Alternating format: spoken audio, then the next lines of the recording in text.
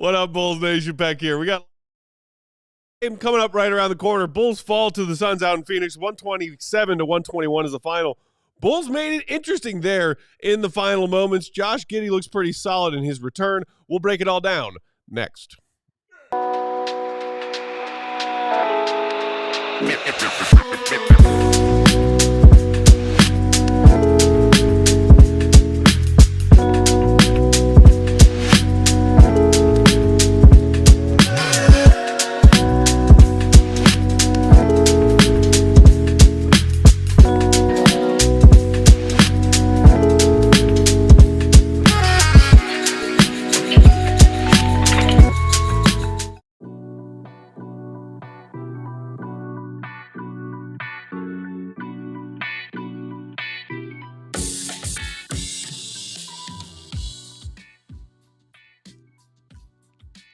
What's going on, Bulls Nation? Welcome in to CHGO Bulls Postgame. Coming to you live from our studios here in West Loop, downtown Chicago. I'm Peck Bulls_Peck. That's Big Dave. Bow. BAWL Sports. Four-time champ, Uncle Will Perdue 32. Oh. Hello. Will, the GOAT. Perfectly qualified. Gottlieb. Gottlieb. And the queen of the controls, the one and only Katie W. What up, Katie? Hi. CHGO Bulls Postgame. Late night Purdue. Presented by Bet365. Download the Bet365 app. Use code CHGO365 when you sign up. Whatever the moment, it's never ordinary at Bet365. Let's just get the gloating out of the way. I went 3 for 3 again tonight, gentlemen. Hey, let's go. Boom, Matthew boom, Peck. boom. Put your money. Bet on Peck. Bet on Peck. Do it. That's a great bumper sticker. Hail if you want, That's what yo. Get on board. Watch pregame. That's right. Get your money, man. He going to get your money right. You ain't got to like him, but he getting your money right. Of course, that's not the headline. That's just getting my bragging out of the way. The Bulls played the Suns, up and down. Like they were down, I think, at 21 at some point, like midway through the third quarter. Mm-hmm. The biggest problem all night, we can talk about individual performances. Obviously, Devin Booker went off in the second half. Mm-hmm. He finished with a 40-burger. Yeah. But like the Bulls dug themselves in a hole that they ultimately failed to climb out of because of turnovers and the Suns converting off those turnovers. Mm-hmm. I think combined points off turnovers and second chance points allowed, I think the Bulls gave up damn near 60 points in those two categories tonight. Yeah, they struggled there. They struggled scoring in the paint as well.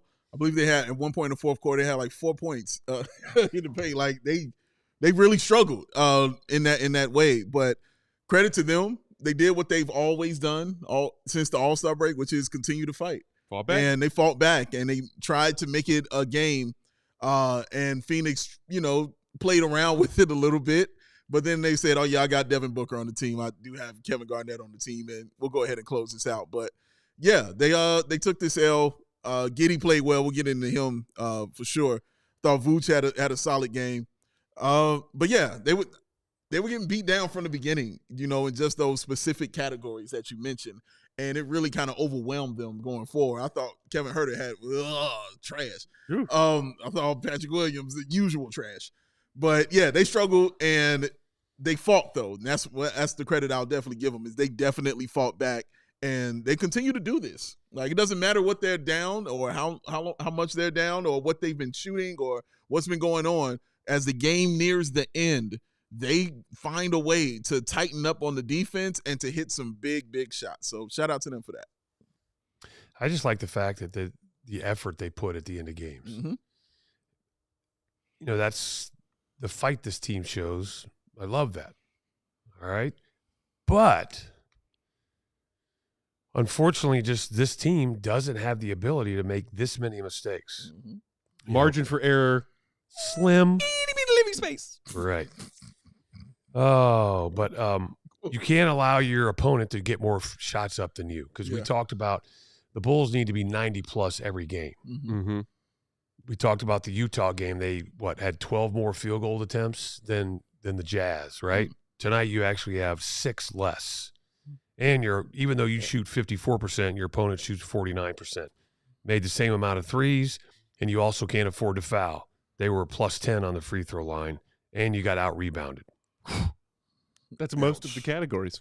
Those are the categories. So stuff. you got out offensive rebounded too, and then the turnovers. Like those are we're talking about the possession battle. Yeah, you're talking about getting up more shots. Attempts. Yeah, that's what it comes down turnovers, baby. And just to correct myself real quick, I said they had 4 points in the paint. I meant they had taken 4 shots. At the rim. I got you. In that fourth quarter going in. So. Yeah, but I think the start of the game, you guys hit on it, I think it was 17-0 in terms of points off of turnovers. So I think it was 14 points off of turnovers for the Suns in the first quarter, and then the very start of the second was immediately another Bulls turnover and then converting, and then it was 17 quickly into the second. Those are just like when we talk about margins, it's almost insurmountable, right? And I think they did a much better job after that. But again, it's like when you're digging yourself out of a hole and you're also like, out talented, right? Like they don't have a Booker or a Durant, and they don't have a way to like beat you up at the free throw line. They don't have a way to get more offensive rebounds. Like, I mean, Vooch and Collins in particular, I thought did pretty well there, but it's an uphill battle. And so when you're at a deficit like that, it's just very hard to come back from. Credit to them though. I mean, they do continue to compete, and I think the pace that they play really puts teams on their heels. We were kind of talking about this as the game was going on, of just like the Suns being this team that is very, I don't know, complacent is maybe too strong of a word, but just very confident in their talent level that if the game's close, we got this. We've got the best players on the court. We'll be able to take care of it. And the Bulls are like, yeah, you might have the best players, but we're going to out hustle you. We're going to out try you. We're going to, score quickly. There were a couple plays there towards the end where they just Giddey had that wide open. They gave up the back door to Booker, which effectively sealed it. But then Giddey was down the court and had a layup on the other end. So they continue to lean into the style of play that is really, I think, the only way that they're able to be even this successful. But at a certain point, I do think it comes down to talent. And, maybe you simulate this game out 100 times and the Bulls win half of them or 40% of them, whatever it is. But if you're in that kind of a deficit and you don't have the kind of talent to pull you out, it's just very difficult. Go ahead, Will. Listen, this is the part that I'm worried about. They competed tonight. Mm-hmm. They pushed the Suns. They made them earn that game. That's great. But at the end of the day, you still lost. So that's where we really have to be careful about, hey, this team competes. That's great. They play hard. That's great. I tell people all the time, I played on a Spurs team that won 20 games. We played hard. I mean, the biggest compliment we had was on the fourth quarter at the free throw line, the opponents would be like, come on, man, what are you guys doing? Just wrap it up. Why are you guys playing so hard? You're not going to win. It was a testament to, what we were trying to accomplish. And that was the beginning of a specific culture. Right? Yes, sir. But, getting Tim Duncan helped as well. And, it didn't hurt anything at all. But, that's just – and that's kind of what you're seeing here, right? I love that. But I think we're gonna have a conversation later here in this post-game show about what exactly I know about the integrity of the game and learning how to win and stuff like that. But I think there's some differences of opinion here. And yeah, I would like to get Tim Duncan on this team as well. That would be cool. That'd be nice. That'd be nice. He's a little old for that now. Well, a Tim Duncan type would be great. I'm not picky, Will. I feel like he can still give you a double-double. Yeah, he gets you 10 points, 10 rebounds. I think so. Shout out to everybody hanging out with us in that YouTube chat late night. If you are a local Chicago, and hit the like button. Maybe if you're even crazier and some of our European dwelling Bulls fans, it's just straight up the middle of the night right now. Shout out to you. Shout out to y'all. Your alarm's going off any minute now. You get up and go to work. Hit that like button. Obviously, big story tonight we talked about in pregame was the return of Josh Giddey after his very quick turnaround on that sprained ankle and the decision by Billy Donovan to bring him off the bench tonight, his first game action this season after 60 games and 60 starts coming off the bench. I think I saw somebody in the comments earlier, Richard maybe, saying, hey, if Josh Giddey starts this game, the Bulls win it. I don't know about that because the Bulls were down 12-8 when he checked in at the 7:43 mark of the first quarter. He was an early sub in. They were down 4. Yeah. They proceeded to go down by as many as 21 while Josh Giddey was out there playing that game. So I don't know if Giddey starts, the Bulls win is something I'm ready to rock with right now. Yes, sir. But I will say that for somebody who looked to have badly sprained his ankle, a week ago? Yeah. He looked at least comfortable out there and was doing his normal Giddey thing. He started with working on the glass and distributing, and then really picked up his scoring in the second half, Dave. It was impressive, honestly. Will, the GOAT Gottlieb, Big Will, talked about how he would probably play 30 minutes out What? there tonight. And that's exactly what he saw. He said, "You're little, Will." What is he standing on a chair? But these are his words. These are his words, Will. I'm just following Let's instructions. just go with it. Just go with it. Just roll with Did he that. drive a red sports car too? Big Willie style. I don't know, man. You know, Not yet. Maybe one day. maybe one day. We'll see. I can see him in it.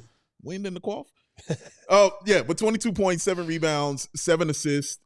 But the 2 steals and the 1 block is awesome for Josh Giddey. 10 of 15 from the field is awesome for Josh Giddey.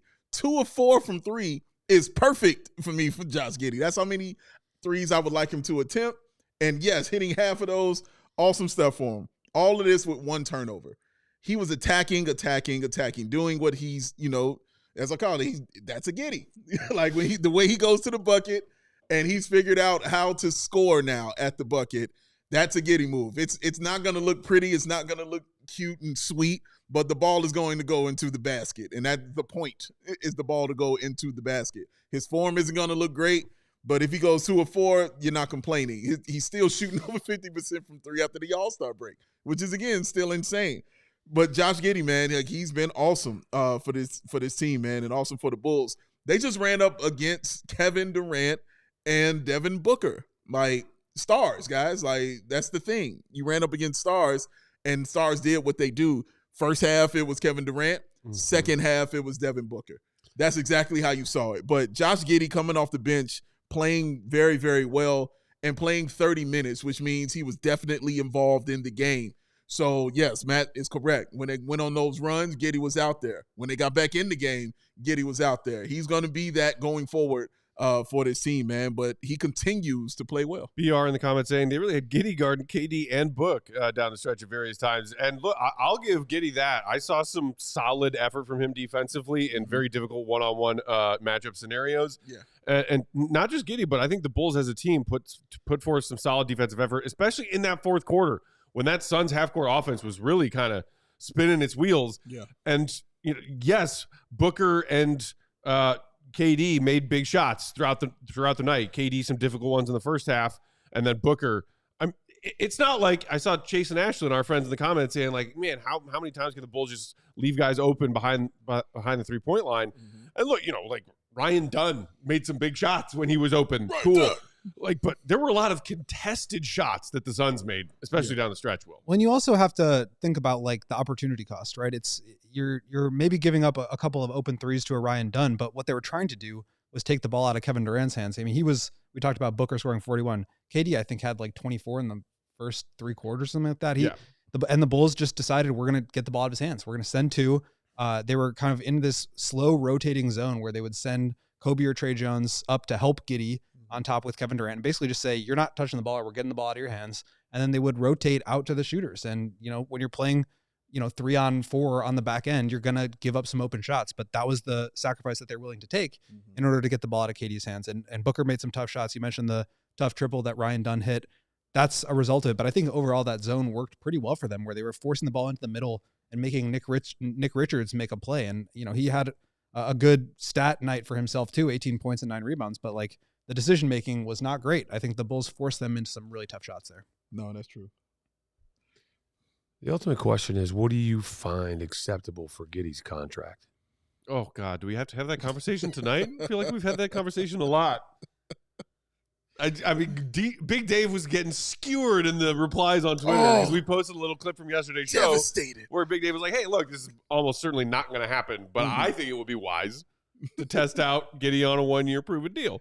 Yo, Matt was more upset and taking it harder than I did. I wasn't taking it hard. I know, but you were like, the Giddey committee doesn't bother me. I'm like, Thanks for engaging, guys. I think we all know most likely what we're heading towards is a multi-year deal that's fairly lucrative. I do want to dig into that a little bit, though, because I think we've been talking. I don't know if we have time for this right now or maybe after break. Okay, Katie's saying no. Let's take our first break right there. We'll put a pin in that conversation, and we will return to it after these words from our friends and sponsors. And you know what to do while we're doing that. What's that? Hit that Galdar like button. Do it. Do it. Oh. Do it for the comeback in the fourth quarter comeback.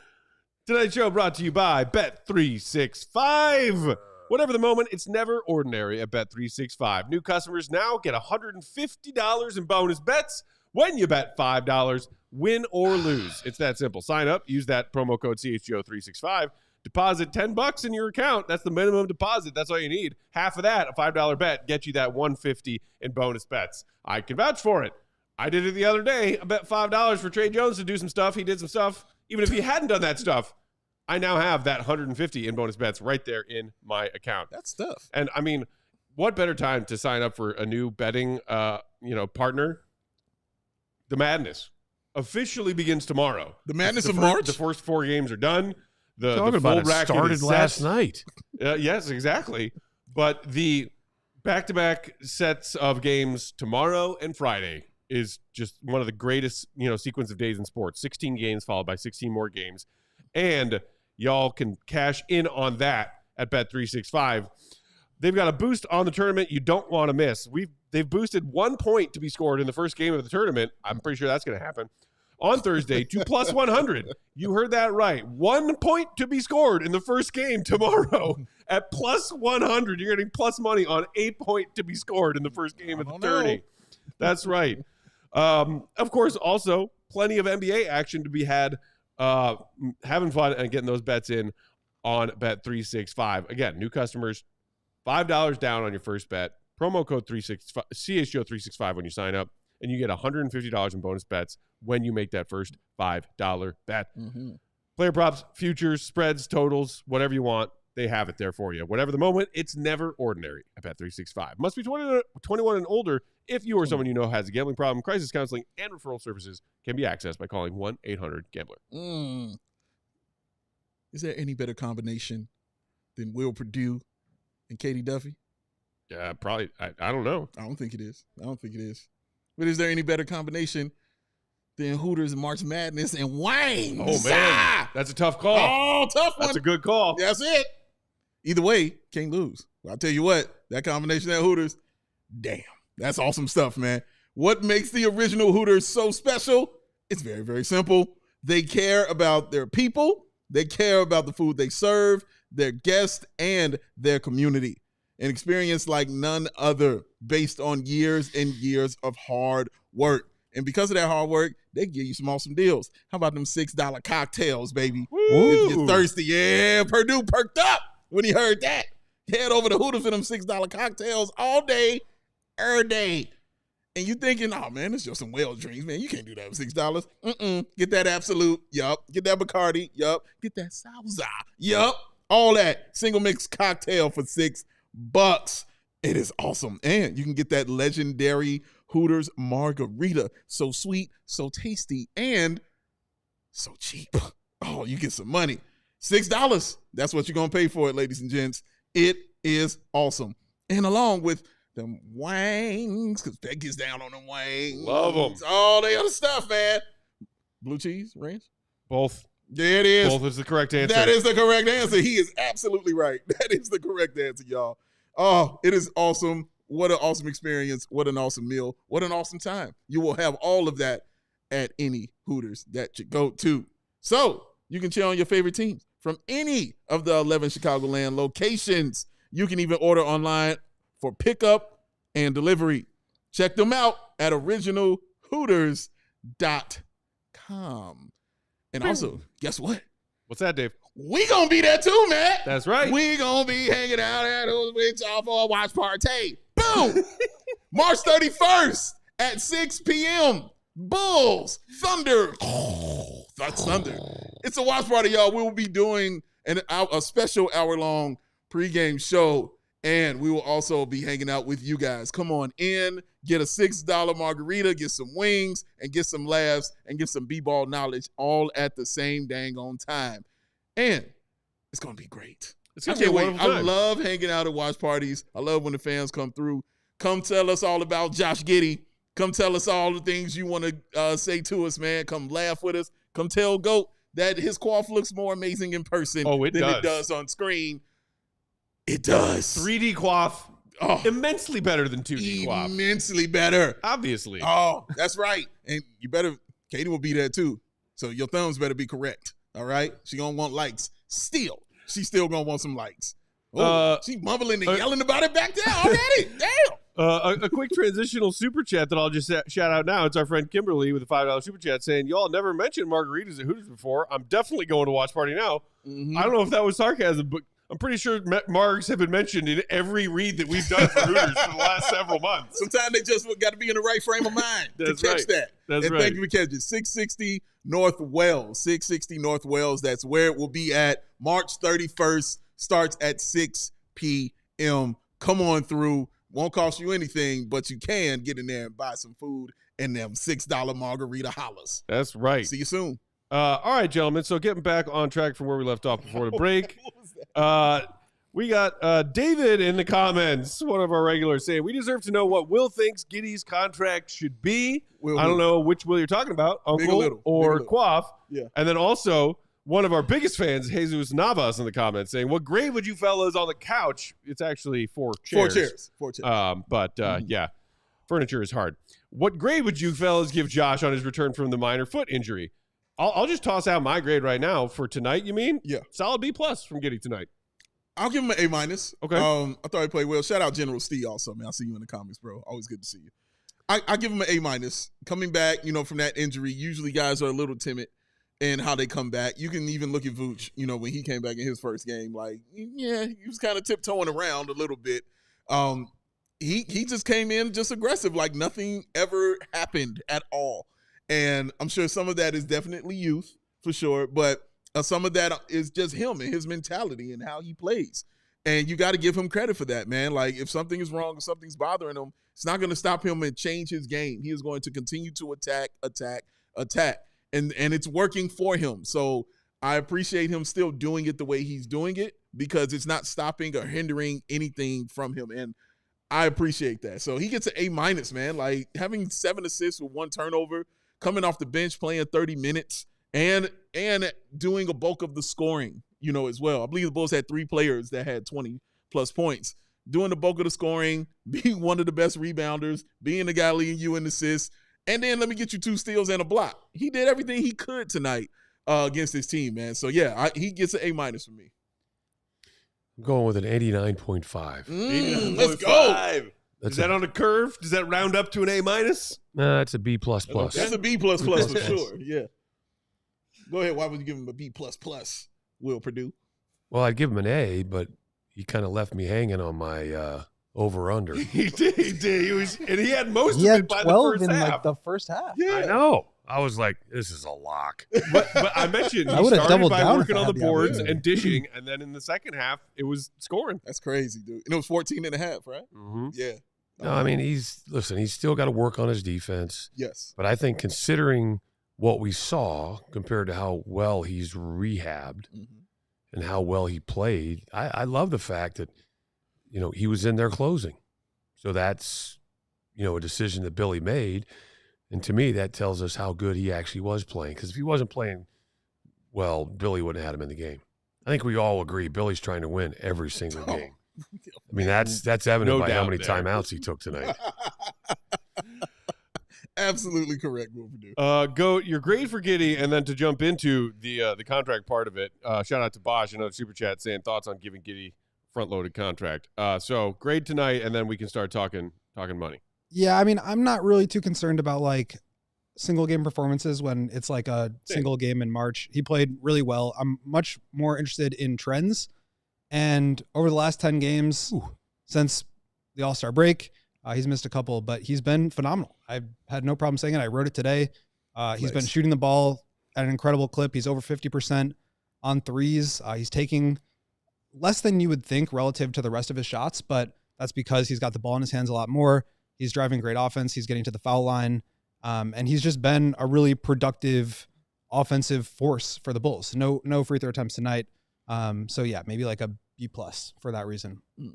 But I mean, to answer David's question, like Dave brought up a really good point that I really agree with about the trade itself and, admitting that this was a win for the Bulls. Like to me, and maybe Dave, you can lay it out because you did such a good job when we were talking off air, but like, to me, it's less about like, yeah, Arturas was right all along. Giddey is going to be an all-star. And it's more like he missed an opportunity to really capitalize on his best asset. So that always has to factor into the trade, regardless of how Giddey ends up. In my opinion, that trade, he left something on the table with that trade. Yeah. I don't know if you have more to add to that, Dave. No, I mean, that's basically it. Like, it's never, for me, was about the player. I said it a million times. I felt no way about Josh Giddey. I didn't think he was trash. I didn't feel anything about him. I was like, let's give him opportunity and see it. It's the fact that you did not maximize the trade when you had an opportunity to. Listen, when they traded for Luka, you got value back, because you got Anthony Davis. You know what I mean? That's really good value. But the failure is you got one pick. You got one pick. And even Mark Cuban talking about it said, well, dude, if I got 4 picks and a player, then we could have that conversation. Because it's Luka Doncic. You have to maximize what you're trying to get when you're making these trades. And the Bulls did not maximize and get what they should have gotten. Orlando maximized. Orlando got 2 picks and Wendell Carter Jr. That's maximizing. You know what I mean? So if Wendell plays great or not, doesn't matter. They can add something to it, which is what you see that they did. So it didn't matter that Wendell was going to be good or not. So it has to be, the gamble can't be on the player. The gamble has to be on the picks. And for me, that will always be the misstep, is they did not maximize that portion of it. And so that brings you to the next point, which is Will's question is like, what do you feel comfortable paying him? And I mean, that's the question that's been hanging over this whole season. And like the rumors and reports were that he wanted $30 million, which is what Jalen Suggs got. It's what Jalen Johnson got. That's like money. What those kind of players were getting. And so like, if you look at the way he's been playing lately, there's no way he's getting less than that. And I mean, even if the Bulls were offering him 25 and he said no then, there's no way he's saying no now after getting the keys to the offense and producing like this. So the reality of the situation is the Bulls traded for this guy to keep him long-term. Yes. They had an opportunity to lock him into some sort of deal, didn't do it. And they're going to have to live with that, good or bad, in terms of if he outplays the number that they had negotiated and they have to pay him more, but at least he's proved it, or if he underperforms it and now you get to get him on a more team-friendly deal. The issue is more just like, how does he fit in as a core building block? I think a lot of people are talking about him as if he is like Luka and you can just make the whole offense run around him. I don't think that's the case. I think you need to be, a 28, 30 point a night scorer for that to really operate that way. And then also you have to have like a step back 3. And he's been good with nobody around him, taking open threes. That's been a huge upgrade. And that makes me feel more comfortable with how he fits next to other good players. But to me, that's the question, is like, okay, you're going to pay this guy at all, right? If you don't put the ball in his hands all the time, what does that look like? And so that brings you to the next question of like, what do you pay him? And I think the $30 million number is a big, scary number that everybody has talked about. $30 million next year is only 19.4% of the cap. The max Giddey can sign for is actually much more than that. Giddey's max contract next year is $224 million over 5 years. That would start at $38 million, go to 41.7, 44.8, 47.9, and then 51. So that's the max contract. I don't think he's going to get that. But when you think about it in those terms, like $30 million does not sound like it's that much. I think it's better if you can get him for $25 million, right? That's only 16% of the cap. Right. So those fractions do matter. I think the question is not like, how do we get Giddey? Like what, I just think like if you're negotiating between 25 and 30 million, it's a small percentage of the cap. Obviously you want the best deal possible, but ultimately like anything in there is pretty much the same in terms of the cap. Sure. I think the other part of the conversation, and the one that I know it's frustrating for either a faction of Bulls fans or just all of the Giddey fans who are now quasi Bulls fans, that I'm still hung up on. I'm starting to care less about the money. Like whatever. Okay, he won't be the only overpaid player in the NBA if he is an overpaid player. But Coby in the comments a minute ago saying, as far as Dave, your comments about the Caruso trade and revisionist history there, he said it's water under the bridge. The Bulls win with Giddey, and I've been hearing that that comment, that argument a lot from the pro Giddey people among Bulls Nation recently. And look, these post All-Star break numbers for Josh Giddey are what they are, and I am not and have not ever denied them. 23 points, nearly 11 boards, and 8.5 assists per game on 65.5 true shooting. Damn. That is a real thing. in a 9-game sample size. Yeah. 9-game sample size. The Bulls win with Josh Giddey playing like Josh Giddey's been playing. Would we like to recall who those wins came against? I'll remind you. Sixers tanking. Raptors tanking. Magic falling apart. Heat falling apart, turning into tanking. Pacers without Halliburton. They suck without Hallie. Brooklyn Nets a-tanking. Utah Jazz a-tanking. How much stock should Bulls fans who are skeptical put into these wins? I ask you. Please show me what I'm not seeing.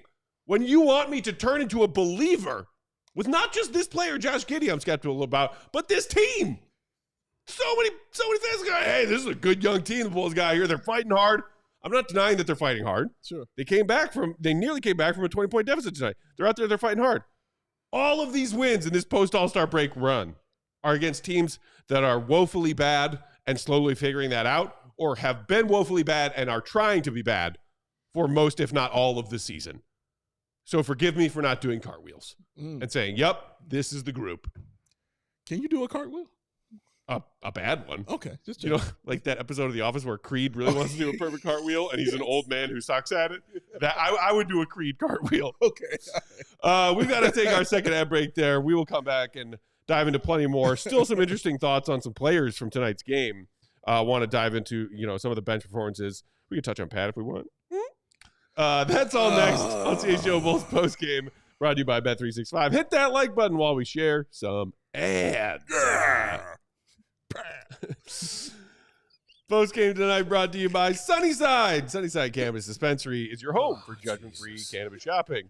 Place where all kinds of visitors are welcome to explore, discover, and purchase a wide array of high-quality products. Sunnyside has everything you need to elevate your spring and eventually your summer. What are some of the amazing features that make Sunnyside so awesome? It's a one-stop shop for all of your cannabis needs. Sunnyside has an expertly curated menu, over 100 strains to choose from, plus easy online ordering and in-store pickup. Sunnyside is Illinois' favorite dispensary with locations across the city, including Wrigleyville and River North, all the way to the suburbs and beyond, including Champaign and South Beloit. If you're a pro, they've got you covered with over 100 strains on the menu, new ones added daily, expertly curated Wellness Advisor staff picks collection. Check that out. Or if you're just starting out, Sunnyside has expert guidance for beginners as well. Good brands, great products that they know you'll love. Visit Sunnyside.shop for bright buys every day, including 50% off your first 3 purchases. That's right, 50% off your first 3 online purchases. All you got to do is enter promo code HICHGO at checkout to qualify. Exclusions apply. Sunnyside Cannabis Dispensary. Bright buys every day. Only for 21 and older. Illinois Med card holders. Oh, and it's that time because I get the screen next to Purdue because I'm going to talk about Ray. Oh, my main man Ray and Ray Chrysler Dodge Jeep and Ram Will Perdue. This is my voice, how you sound sometimes. Yeah. Thought you were Patrick Williams. Oh, yeah. Oh, yes, that's it. Oh, fight hard. Oh, get more power. Get more power during the Dodge Performance Days at Ray Chrysler Dodge Jeep and Ram. Now is your chance to score a great deal on your next vehicle. Head to Ray CDJR on Route 12 to choose from their huge inventory of new Chrysler, Dodge, Jeep, and Ram vehicles. And right now, lease the new 2024 Dodge Charger Daytona for only $259 a month. Or get 0% financing for 72 months. Plus, shop over 125 vehicles priced under $20,000. With a friendly team of brand experts, the team at Ray CDJR is here to help you during each step of your car shopping journey. Plus, since they prioritize affordability, you know you won't overpay for the vehicle that you need. And with Ray's Price Promise, you can shop confidently with no add-ons and no hidden fees whenever. Never, ever, ever. The price you see is the price you pay. It's just that simple.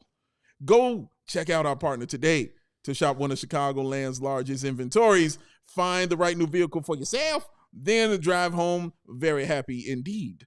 The team at Ray CDJR is the only one that we recommend, so don't miss out on the Dodge Performance Days going on all month long for low lease and financing rates on new 2024 Dodge Charger. For more information, visit Ray CDJR today on Route 12 in Fox Lake or online at raycdjr.com. They have been serving the community since 1963. Will Perdue told me that high-end gas is a scam. Like the super expensive gas you pay for, you know, the unleaded, the premium. Thank you. The premium gas. Will told me it's a scam. He said, don't do it. I do it all the time. It's the only gas I know that you don't put high premium in that car. Oh, taking shots. No, I'm not. I'm just saying. Baby. Taking shots at my child. Hey, you take care of that thing. I do. That's why I put the gas in there. I mean, you're still going to be driving that thing when it has an antique plate on it. Oh, that's high praise, Will Perdue. That car is fully paid for and all mine and runs like a dream. That's the best kind. Yes, it is. Yes, it is. So Fully I'm paid keep for. putting that gas in there. I'm going to keep doing it, man. I mean, you've been driving that car as long as I've known you. 2014 I got that car. As long as I've known you and beyond. And beyond. Yes. You've had that car 11 years already? Yeah. Was that the first? Was that the first year it came out? Nope, they had them before. No, I'm not. I'm trying to I'm be serious. I'm No, serious, they had them before that. You know what I mean? Was that so Michelle Wee convinced you to buy that? Michelle Wee? Did you say Michelle Wee? Yeah. Why would Michelle Wee convince me to buy this car? Because she did a commercial for that car. That specific car. No, I got it because they gave it to me after my Chevy Impala was totaled. And they gave me that car. My insurance, shout out State Farm. They gave me a car. And when I went to go get it from Hertz, they said, hey, we're going to give you a truck. You're a big guy. And I was like, cool, a truck.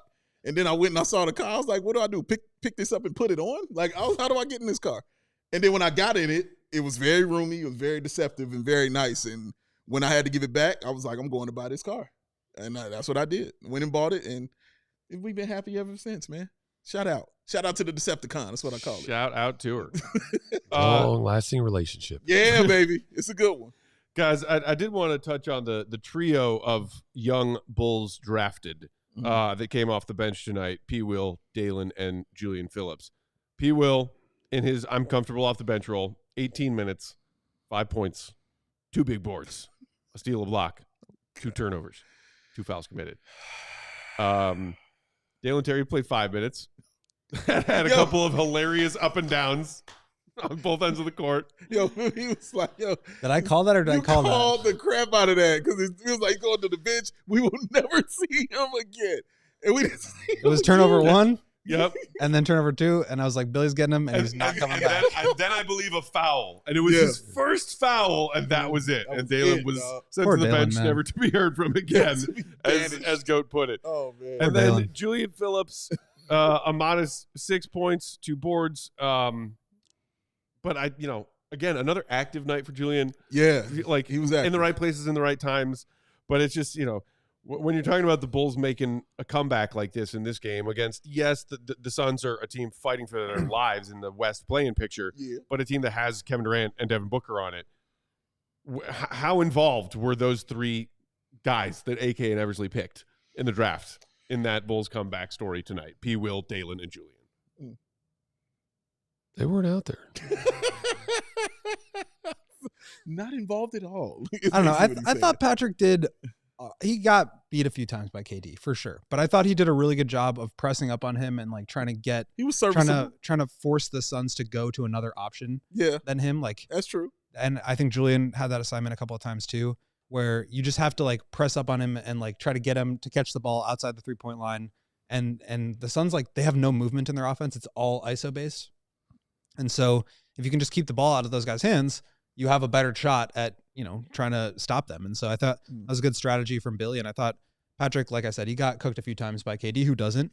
But I thought he tried to do his best there. Offensively, though, it's just a struggle for him right now. He's making he's trying to like make decisions with the ball in his hands, and like the game is just moving too fast, or he's not making decisions quick enough within that. And so he's turning it over. He missed a couple of shots. He did have a couple of nice takes, but it feels like it's the same that we've seen from him this year, but it does feel like a regression from Patrick that we've seen in years past. I don't know what it is.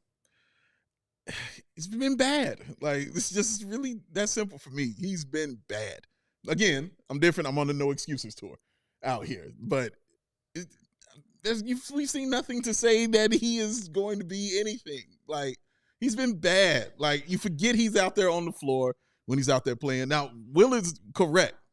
He was solid tonight defensively when he was going against KD. I thought he was solid with his defense, and those are the guys that Billy is going to put him up against, in these kind of situations. So when you play a guy like Kawhi or, those kind of guys, you're going to see him, guard those kind of players. And as long as, those guys don't just absolutely fry and go crazy, then it's going to be all good. It's going to be okay, right? But then it's the other stuff that he doesn't do. It's the scoring that is not there. It's the rebounding that's never been there. It's the assists that, and the bad turnovers, the rebounds that he gets and it falls through his hands and it ends up in the hands of the opponent and they score. The turnovers when he's trying to drive and spin and the ball slips out of his hands and then the team is going the other way. We've seen that happen over and over and over again this season for a guy like Patrick Williams. It's hard to watch, man. Like, I don't like sitting here talking about him like this because I really like Patrick Williams, especially coming out, especially during that first year, man. But you got to call it what it is. He's been bad. It's been trash. Like, it just ain't been good. It has not been good for Patrick Williams, man, and it's disappointing. And Trey Jones, 6 rebounds, Patrick 2. Come on, bro. Trey Jones is 6'1". Trey Jones 9 assists, Patrick 0, but they have the same amount of turnovers. Or no, I'm sorry. Trey Jones had 1 turnover. Trey had 2. Yeah. Trey Jones' assist to turnover ratio since becoming a Bull is like through the roof. I mean, he's playing the best basketball he's ever played. It's crazy. They're getting some of the best basketball from Collins, Herter, and Trey Jones since it being traded. Perdue, would you, as a center, do you take that stuff personally if you see a guard on your team having more rebounds than you? Oh, absolutely. Like, dude. And Pat isn't all of the 7'1", 7'2"? Right. What were you listed at in the NBA? 7 feet. 7 feet. So I used to break it down as He's still 6'8". I was trying to have a 1 to 3 ratio. What does that mean? Or 3 to 1. So for every 3 minutes, I had at least 1 rebound. Oh, wow. Okay. So if I played 12 minutes, I wanted to have at least 4 rebounds. Mm-hmm. If I, played 18 minutes, I wanted to have at least 6. Just from an average standpoint. Yes, sir. I always expected myself to have more. Mm. But the one thing that we've always talked about with P. Will is just he just stands around too much. Mm-hmm. He's not as active as he needs to be. Constant movement. Mm-hmm. All right, that's just, and I know for a fact the coaches are pointing that out to him. I mean, I was going to say Billy Donovan, as politely and kindly and supportively as his head coach can say, has said something along those lines several times over the last couple of years while Pat struggled, like needing to see him put his imprint on the game, be more active out there, be more active on the glass, make things happen. Every time he's talked about Patrick, he said that. Chicken pie. But, we see that 5-minute stretch where he knocks down a 3, drives to the lane hard, gets the foul, scores 8 points, and then he ends up with 9. Job done. And I will gladly tell you, I was one of the people that said it's just DeMar DeRozan is, stunting his growth. Mm-hmm. Well, he's starting to show I was wrong. It wasn't DeMar DeRozan. Man. Now, the one thing I will say is when DeMar was here, that ultimately put Pat in the corner a lot. Mm-hmm. And Pat got lost in the corner, right? But with no DeMar, I fully expected to see a different player. Yeah, me too. I really did. And it just hasn't translated. I don't know if it's just not working up here and he hasn't quite figured it out, because remember earlier in the year when they were asking him what's going on, and he was like, I just don't know. He got game. I got game. Yeah. Well, when you watch him, Will, can you, because I've said this about him, I've said I can see him thinking out there when he's, trying to do stuff. Can you see the same thing? Like, I can see him trying to, do exactly what his mind, like he's like, okay, I got to go left and then dribble here and then stop and then turn and then maybe shoot a shot or pump fake or hit the assist. Like, you can see him going through those motions out there. You can see him thinking, which I think is a bad thing. He reminds me of a guy taking dance lessons and the steps are already on the floor. Yeah. 1, 2, cha-cha-cha. Okay, I'm going to spin here, but if you read the scouting report, there's going to be a guy there on the spin to pick my pocket. It wasn't on the floor. But yeah, I agree with what you're saying in the sense that, I mean, to me, it looks play to play. Because you'll see a play where he goes down and he reacts. You're like, yes, that's what we're talking about. But then the next time he comes down, grabs the ball, and then it's almost like paralysis by analysis. Whew. And then you're like, damn it, son. Now just pass it ahead, because now you're letting valuable time go off the shot clock. Mm-hmm. And what I don't like is when you watch the game and he somehow is floating around on the perimeter and a shot goes up and he doesn't crash the boards. There's just too many things that I think are easy, low-hanging fruit that he has the opportunity to do that he doesn't do. Mm.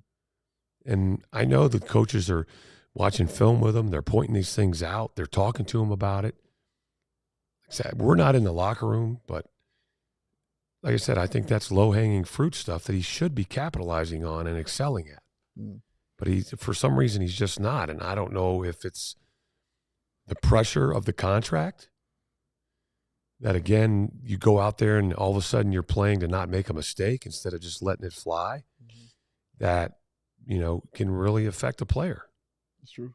I think the Bulls talk about it like being lost in the game. Like Billy has said this a lot, where it's like these guys have to get lost in the competition. I think what they're trying to say is like he needs to play instinctually. He can't just to Will's point, stop, let the floor set, analyze all the pieces on the Bulls are not trying to play that way. They're trying to move away from that. That's how they tried and failed the last 3 years. They're trying to run and get up and down. It's a perfect example. Think. It's almost like P. Will is trying to play chess when he just needs to play checkers. I don't mean to, degrade him in any means. Right. But, yeah. The funny thing is when you see those videos in the summer, granted, they don't play defense in the summer league, but he's decisive. He's aggressive. Yes. He's catching and shooting. He's catching and putting it on the floor. Mm-hmm. He's attacking, but then you're just like, okay, but I've seen this movie before. Right. And he had two just don't think, just go possessions that I can recall off the top of my head tonight, where he just put the ball down and had a burst that got past his man, got to the rim. One of them he converted and one of them he missed as a layup. Yeah. The one time I recall Pat going to work from the elbow, trying to back his guy down one-on-one slowly. Mm-hmm. As soon as the help from the top of the key flirted with the idea of coming over to help on Pat panicked and tossed the ball right to that guy. It's like, don't think, just go, might be more beneficial. Yeah. And it's the same thing that I feel like he's doing this a little bit less. I'll give him that at least.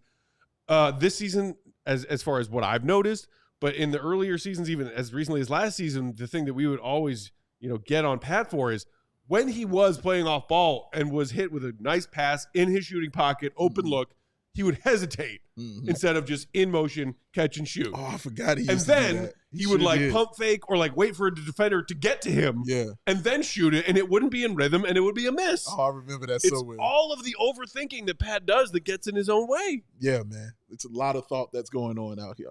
And I think it's the shot form too. Like it just takes him a while to load up. And so anytime he thinks for just 1/10 of a second and then he wants to load up and shoot, the advantage is now gone. The P. Will comment? Point at Purdue. John, that's a pretty good comparison. Oh, John, Will Perdue, is he Sellers Brad part Sellers? two? Oh, God. Oh, Lord. Oh, no. Ooh. That's a tough one, man. Oh, man, that is a tough one. Brad Sellers was not liked in my house. We were not fans of Brad Sellers in the home. At all, man. He was not welcome at the Watson house. No, brother, not at all. Not at all. Sellers, Brad come on in. Sellers. We were just serving dinner. Brad Sellers. No, man. Sellers. Ruined my appetite. So listen. Taco Bell a few blocks. Oh, go ahead. Let me make a comment and let's move on to something else. Yes, sir. I think we're at the point now where Insanity? Yep. we're past that. What's after insanity? Just jump off a cliff.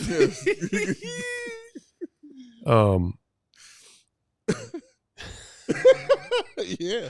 I didn't expect that laugh, but I think we all agree that P. Will is an NBA player. Just hold on a second. Okay. Just take the contract out of the equation. Okay. Okay. He's an NBA player because I promise you, if the Bulls would cut him today, somebody would pick him up tomorrow. I completely agree with you. Okay. But I think we now can agree that he's a guy that's best served coming off the bench. Yes. Okay. And I think we've seen him enough to know that a coach should probably allow him a 5 to 6 minute window to see what he does. And if he doesn't do anything in that 6 minute window, you should probably take him out of the game and then give him another chance in the second half. Okay. But I think the fact of trying to be patient with this guy, and I understand he's still young. I understand he's dealt with injuries. But I think we've seen enough of him to know who he is. Yeah. Okay. And let's be very clear here. We're not talking about P. Will, the person. No, not at all. We're just talking about P. Will, the player. Yes. Yes. Because I will say this till the day I die. I hope as my son, who's now 21 and a junior in college, Shout out. as he gets older, he picks up a lot of Pat Will's traits as far as being a gentleman. Yes, sir. But I think, unfortunately, he's too much of a gentleman too often on the floor. I remember one of the comments I made when I was working for NBC Sports Chicago. I was like, at some point, somebody's got to start feeding this boy some nails. Yeah. Nails, maybe some meth. You know, I don't know. Like, Wow. you know, just something to knock a few screws loose up there to get some sort of different reaction out of this guy. Don't do meth, kids. Yo, man. Wow. I was just trying to think of things that are the opposite of what it appears to be how Pat's Should we brain go to a commercial break? operates on, you know, like it's just like That's awesome. I was thinking, what's the opposite of flatlining? Yeah. Heisenberg. So I think it's time to go to the next topic now. Just real quick to wrap up the Pat stuff. Force Within saying when Pat's cut off on a drive in the key, he always does the fake front foot jab to fadeaway jumper. Everything he does is telegraphed. Could not agree more. Chad saying, Peck, I actually agree. Pat is inside his own head too much, but constant bashing of P. Will not help his development. Chad, one, I don't think Pat watches this show on a regular basis. Two, I'm sorry. Yes, he is young. Yes, this, yes, that. No excuses to her. None. He just signed a contract for $90 million guaranteed dollars. Forgive me for being perhaps a bit harsh in my criticism of a professional athlete who's making that and providing what he's providing. Gino Moore, real quick. P. Will is hearing everything, and now he's going to go off for 30 tomorrow. Let's go. Cool. I will bet you $30,000 that he does not. Why don't you tell me the last time Patrick Williams had a 30-point game? Nay! Ooh. Why don't you tell me the last time Patrick Williams had a 20-point game? Dave, was it this season or was it before this season? Oh, it was before. It definitely wasn't this season. Offer for that bet is on the table, Gino. Is that too rich for your blood? How about $300? Too rich for your blood? How about $30? How about $3? That Patrick Williams does not have a 30-point game tomorrow. Can you just throw your hat and we can move on?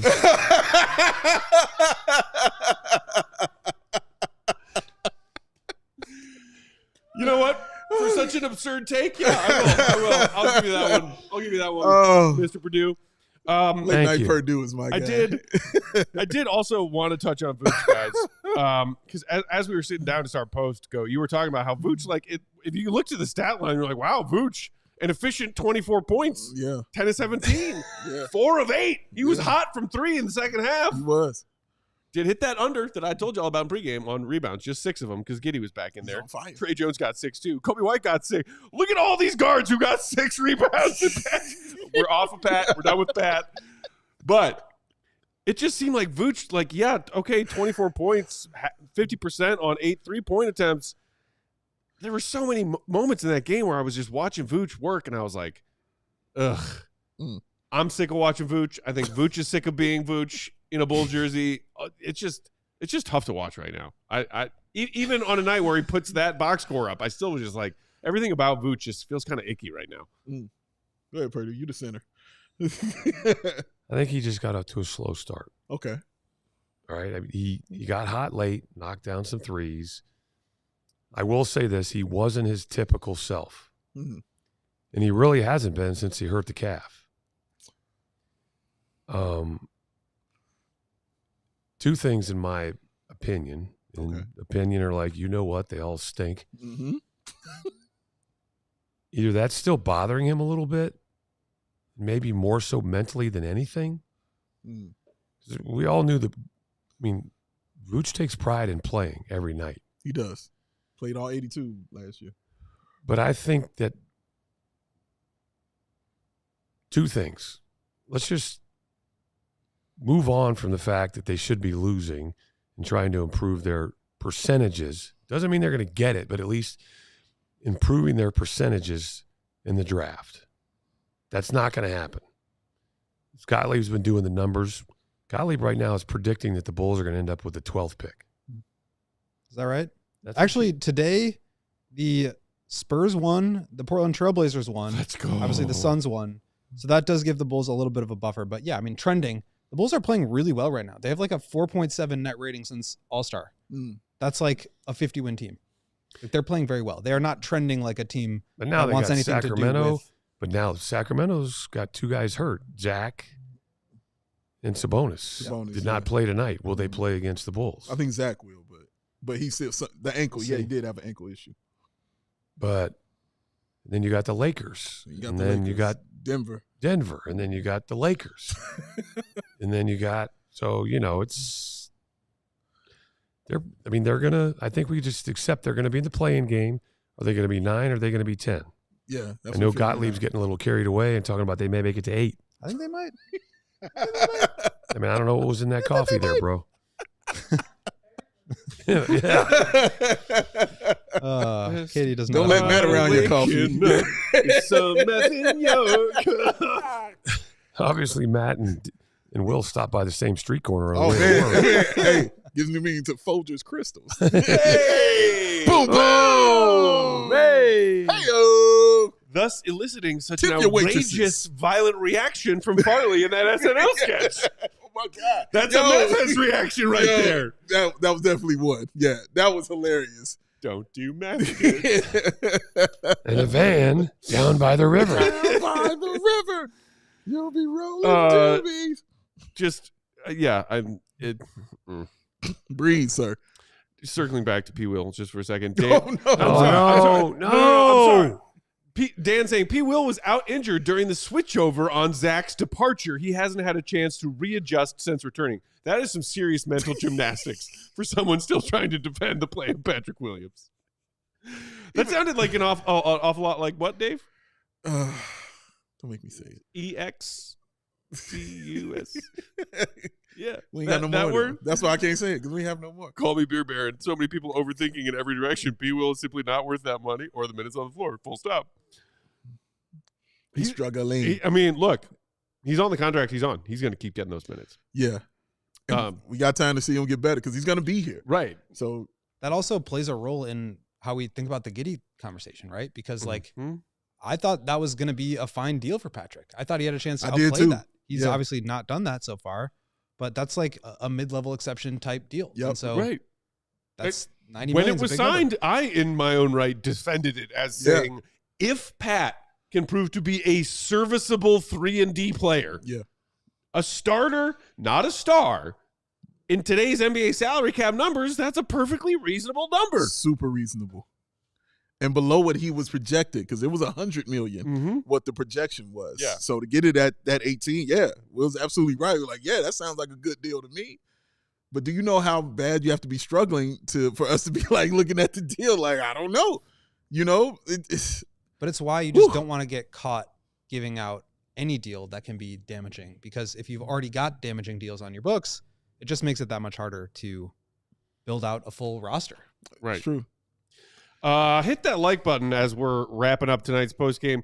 Katie, I've shouted out a few as we've gone, but are there any other super chats that we haven't gotten to yet? Oh, Shout out to Mama Fire with a $9.99 super chat saying, Crystal from Chicago moved to Utah 4 years ago. My condolences.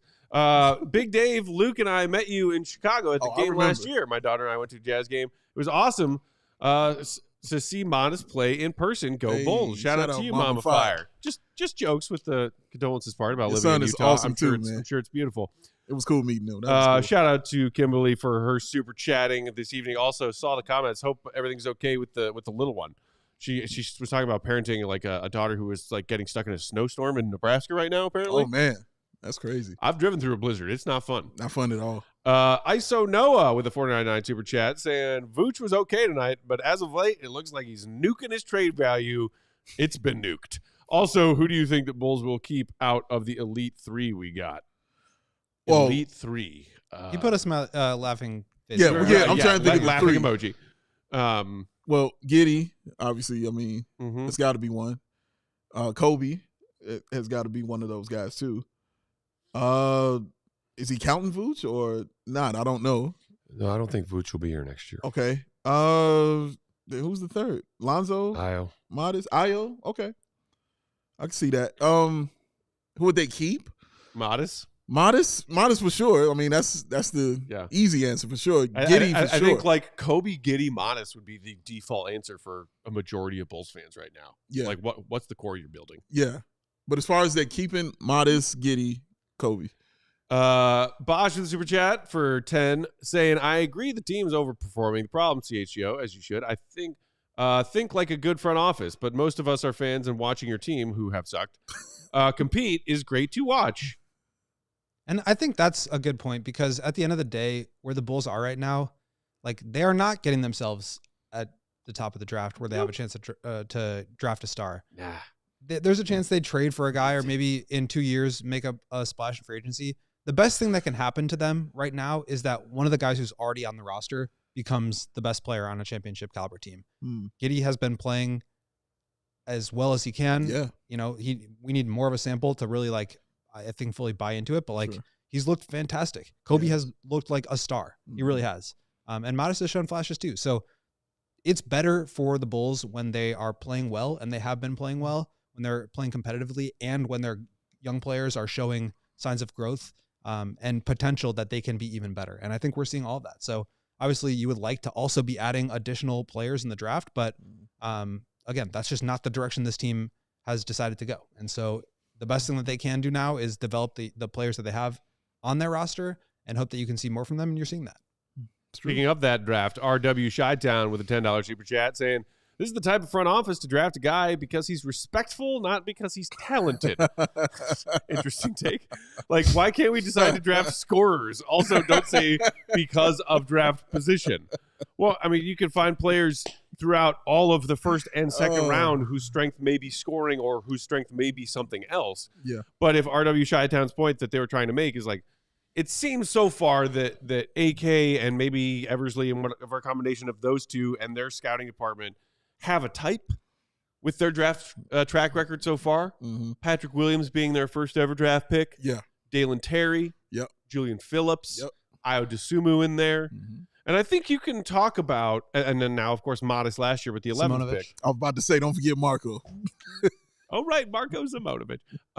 So two players in Io and Julian who are second-round guys who look like Io for sure, and maybe Julian, as he's developing, could turn into what should have been first-round talents in the NBA. Yeah. And two first-round picks, Pat and Dalen, who have, by and large, been underwhelming so far. Yeah. That's a good way to put it. I still think, somebody said in the comments earlier tonight, well, like, look at what they did with the highest pick that they've had since taking the front office jobs. Pat at 4, and here we were talking about Pat the way we have tonight. I still don't think that that's a good reason to not value drafting as high as you can when your team is middling and going nowhere. Yeah, and when you have all the talent that you have at the top of the draft, it can kind of make your job easy. Because after that, in that Pat deal, like, we knew what the first 3 was. No one knew who 4 would be. Right. You know, it's not like that. You know what I'm saying, in this one. And even if you don't know. The 2020 draft class was kind of weird. Yeah. And they took a swing on a very raw prospect. Yeah.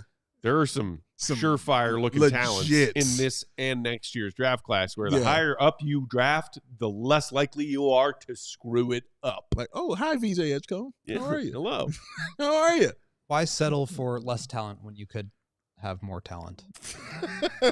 A boat's a boat, but the mystery box could be anything. It could even be a boat. We'll take the box. We'll take the box. Yeah, but let's also, there's pros and cons to both. Sure. Right?